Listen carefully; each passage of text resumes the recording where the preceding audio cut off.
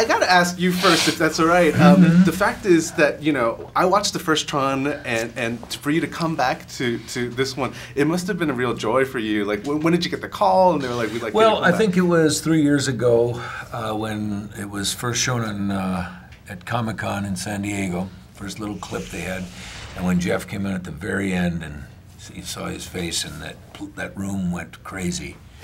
I think that was the green light moment. And it wasn't long after that, so I've actually been with this one a long time too. It wasn't long after that I got a call that they were interested in me in being this. Because it had been rumored for many, many years that they were going to have it, and then it never came through, and it was fine. You know, why do you want to go back? And as soon as I got a call from those guys and they asked me, I said, absolutely, absolutely. And I actually was hired at first to screen test the young performers.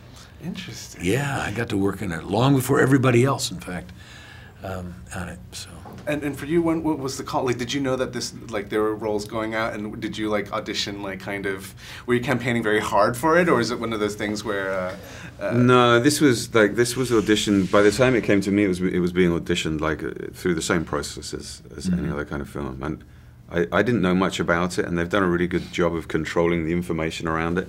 Except that, you know, the first film is a phenomenon, and that if they felt confident enough to make it again, then they had definitely had to have some great ideas, which, as we found out, yes, they do. We just saw it night before last. What did you think of it? Because, I mean, prior to us seeing, everybody was just like waiting to see what this, you know, because you'd seen clips, but this was the official, you know, so what was your experience like?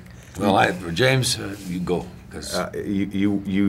You want it to blow your mind, you need it to blow your mind, and blow your mind it does. Yes. And James, I know that, you know, you kind of went through almost a transformation of sorts. So when you kind of get into the character, were you know, when they were doing costume fittings and all that kind of stuff, was that helpful in terms of how you got into your character, and how did you kind of play? Sure. And well, the design and the look of the film had already been made, and the costumes were built and designed for the actors.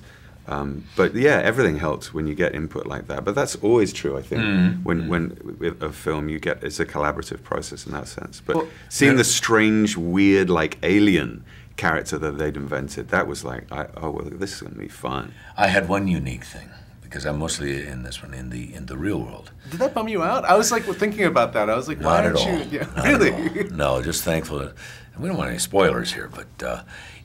Putting on the old wide 80s style glasses. That was Joe wanted me to wear. Very similar to what I wore in 1982.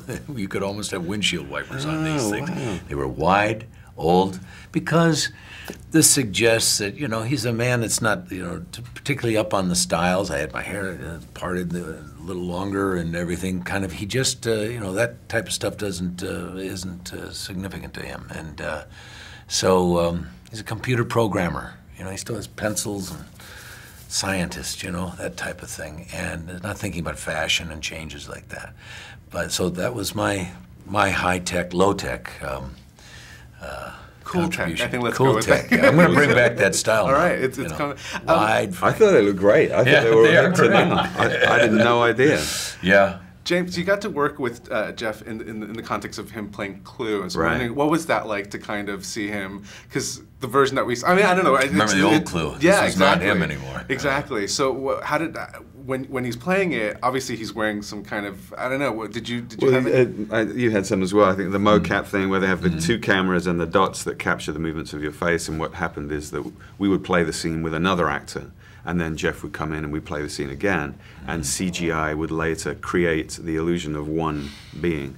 And so, you know, I was interacting with two different actors, and I didn't get to see who I was in the scene with until I saw the movie a couple of days ago, which is nearly 2 years later.